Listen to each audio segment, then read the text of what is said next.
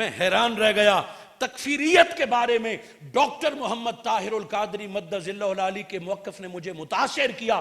میرے شیخ ہیں وہ, اور میں نے جب تکفیریت یا کفر کا فتویٰ لگاتے ہوئے گانگوی رحمت اللہ علیہ کے تعلیمات کو دیکھا تو میں حیران رہ گیا کہ کتنے محتاط ہیں امام اعظم ابو حنیفہ کے چاہنے والے.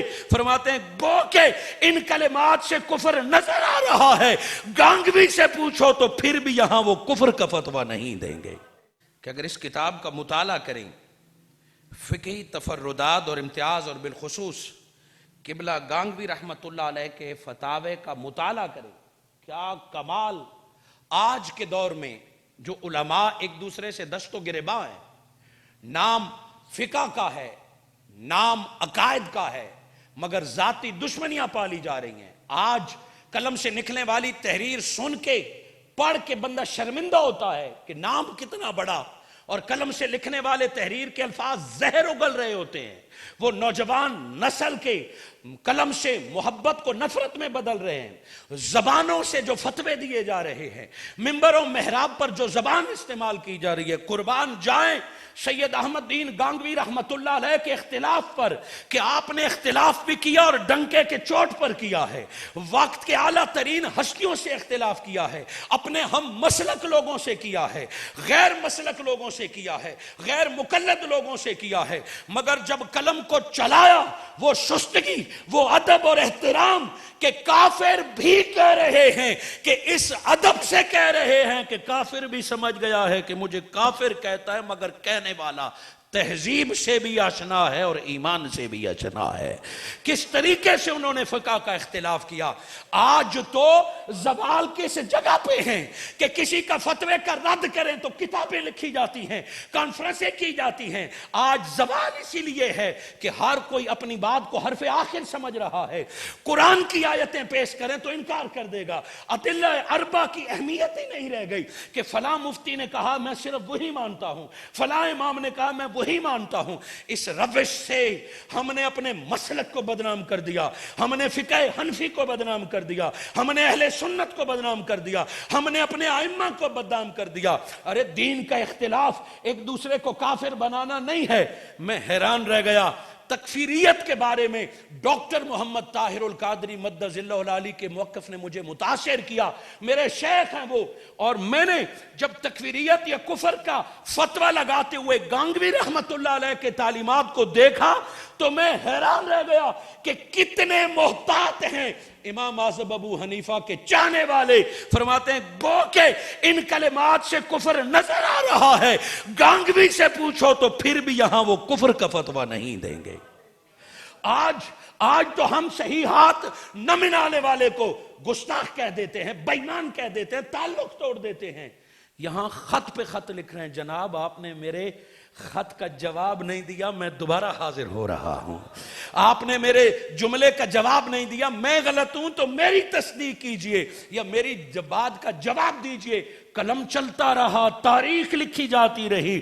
ارے وہ جو راتوں کو جاگ کر کتابوں کو کنگالا گیا, آج وہ قبر میں دیکھ رہے ہوں گے کہ قلم کی تحریر کبھی مرتی نہیں. مجھ جیسے ٹوٹے پھوٹے الفاظ ہوا میں ختم ہو جاتے ہیں, یا کیمرہ چند سال کے لیے محفوظ کرے گا, ڈیٹے اڑ جاتے ہیں, سب کچھ ختم ہو جاتا ہے, کمپیوٹر ہیک ہو جاتے ہیں, مگر نون والقلم وما یسطرون کا جس نے قلم سے لکھ لیا, جب تک قلم والا رب موجود ہے قلم کی تحریر کسی نہ کسی صورت میں آتی رہے گی. وہ جو قلم سے لکھتے رہے, آج ڈاکٹر عطاء المصطفیٰ مظہری کی ڈیوٹی لگی, ڈاکٹر ریاض صاحب کی ڈیوٹی لگی, صاحبزادگان کی لگی کہ جنہوں نے راتوں کو جاگ کر قلم اور سیاہی سے لکھا تھا, وقت آ گیا ہے کہ دنیا تک پہنچا دیا جائے.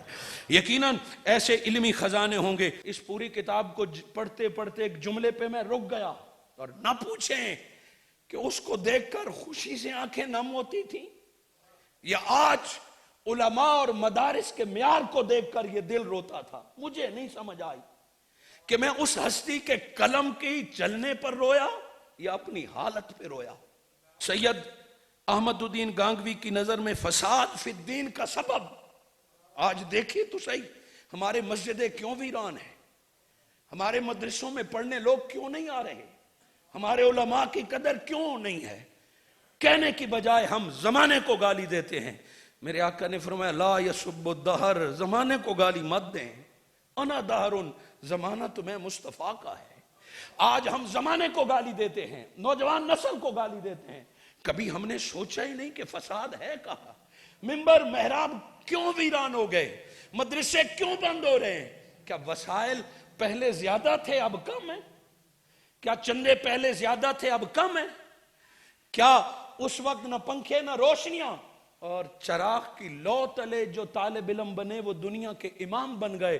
آج مدرسوں میں ایسی لگے ہوئے ہیں، بنے کھانے آ رہے ہیں۔ آخر کیوں گانگوی پیدا نہیں ہو رہے؟ آخر کیوں غزالی پیدا نہیں ہو رہا؟ آخر کیوں رومی کی لذت نہیں آ رہی؟ آپ فرماتے ہیں کن خصوصیات کے حامل شخص کو دینی علوم حاصل کرنا چاہیے؟ مدارس میں بھیجے جانے والے طلباء کی مینٹلی معیار کو دیکھیں، کس طرح کے لوگ ہم پہلے مدارس میں بھیجتے ہیں، اور مدرسے میں دین جیسی علوم کو پڑھانے کے لیے ہم داخلے کا معیار کیا رکھتے ہیں؟ ہم کس طرح کے لوگوں کو دین میں داخل کرتے ہیں، اور پھر توقع کرتے ہیں کہ رزلٹ آئے؟ کیا میڈیکل میں ہر کسی کو داخلہ مل جاتا ہے؟ کیا انجینئرنگ میں ہر کسی کو داخلہ مل جاتا ہے؟ رہی صحیح کسر فیس بک کے مفتیوں نے پوری کر دی ہے، واٹس ایپ کے دانشوروں نے اور نیٹ کے دانشوروں نے ختم کر دی ہے کہ ہمارا سورس ریسرچ کا سب سے بڑا ذریعہ اب فیس بک کی پوسٹ بن گئی ہے۔ ایک پوسٹ سے اپنا موقف بدل دیتے ہیں، کسی کے 2 جملے کی تقریر سن کے اس پر کفر کے فتوے لگا دیتے ہیں۔ کہ آج سے پورا صدی پہلے گانگوی رحمت اللہ علیہ کو یہ دن نظر آ رہے تھے کہ وہ وقت آنے والا ہے کہ نہ اہل لوگوں کے ہاتھ میں قلم چلا جائے گا، نہ اہل لوگوں کے پاس فتوے کی پگڑی آ جائے گی، اور پڑھے بغیر وہ ممبروں پر بیٹھے ہوں گے۔ یہ زوال ہے۔ اس تحقیق کا جو کمال کہ قبلہ گانگوی رحمت اللہ علیہ کی تو شاید تحقیق کا یہ جز ہو، مگر ڈاکٹر صاحب نے کمال کر دیا کہ ہم جیسے طالب علموں کو یہ خلاصہ بنا کے لوامع الیقین، اور میری خواہش ہے کہ اس کا اگلا حصہ بھی جلد چھپنا چاہیے، چونکہ میرا جہاں تعلق ہے وہ منہاج القرآن ہے۔ اس وقت حضور شیخ الاسلام کی ذات میں ڈاکٹر محمد طاہر القادری مد ظلہ العالی کی ذات میں دیکھتا تھا کہ 7-10 ہزار خطاب بھی اور 1000 سے زائد کتب بھی، اور وہ چند صفوں والی نہیں، 15 والیوم والی، اور پھر مجھ جیسے نکموں کو منبر پر کھڑا ہونے کے قابل کرنے کی توجہات بھی۔ میں سمجھا کہ یہ صلاحیتیں کسی اور میں بھی ہوں گی کہ فقہ بھی، حدیث بھی، تصوف بھی، روحانیت بھی، علم بھی، تقریر بھی، سیاست بھی۔ اور میں جب گانگوی رحمت اللہ علیہ کی سیرت کو دیکھتا ہوں تو آپ اپنے وقت کے ہندوؤں کو بھی للکار رہے ہیں۔ اگر ہندو کے پیسے سے مسجد بن رہی ہے تب بھی آپ ڈٹ کے کھڑے ہو رہے ہیں، اور آپ وقت کے پادریوں کو بھی للکار رہے ہیں۔ ان کے پاس بھی جانے میں نہیں کتراتے، ان کو اپنی مسجد میں بلانے پر بھی نہیں کتراتے ہیں کہ آؤ مجھ سے بات کرو عیسائیت پہ۔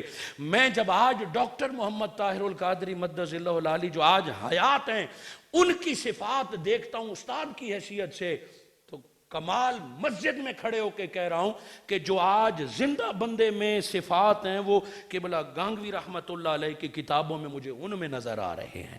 وہ تبحر علمی بات تو ہمیں پتہ تھی، دیکھا کہ میرے استاذ المکرم ڈاکٹر محمد طاہر القادری نے بچپن میں پہلی تقریر سیال شریف میں کی ہے۔ آپ کے والد فرید الدین کو دربار پہ دعوت دی گئی کہ آپ کچھ سالانہ عرس کے موقع پر بولیں گے، تو آپ اپنے بیٹے کو ساتھ لے گئے، اور قبلہ پیر صاحب کی اجازت سے جب طاہر نے چند منٹ گفتگو کی، یہ بات تو ساری میں نے پڑھی تھی، سنی ہوئی تھی، کہ جب ڈاکٹر محمد طاہر القادری نے چند منٹ گفتگو کی تو قبلہ شیخ الاسلام خواجہ قمر الدین سیالوی رحمت اللہ علیہ نے فرمایا کہ میں نہیں ہوں گا، مگر ایک وقت آئے گا ہمارا مسلک اس بچے کی وجہ سے پہچانا جائے گا، اس مسلک کی مستقبل اس بچے کے ہاتھ میں ہے۔ وہ کلمات بہت سارے لوگوں نے اپنے کانوں سے سنے، کتابوں میں ہے، یہاں تک بات تو میں نے سیال شریف کی نسبت سے سنی اور منہاج القرآن میں سنی، مگر میں یہاں آیا تو میرا سر فخر سے تن گیا کہ اس دن سیال شریف پر ڈاکٹر محمد طاہر القادری کو جس ہستی نے कंपेयर की सूरत में, नकीब की सूरत में जिसने दावत दी थी तो वो अल्लामा फखरुद्दीन गांगवी रहमतुल्लाह अलैह, वो मियां वाली के सपूत थे जिन्होंने मेरे शेख को दावत दी। वो पहली तकरीर तो सियाल शरीफ की थी, दुआ किबला शेखुल इस्लाम ख्वाजा कमरुद्दीन सियालवी रहमतुल्लाह अलैह की थी, मगर स्टेज पर ताहिरुल कादरी को पहली दावत देने वाली मेरे शहर मियां वाली के सपूत है। ये निस्बत दोनों तरफ से मुझे हासिल है।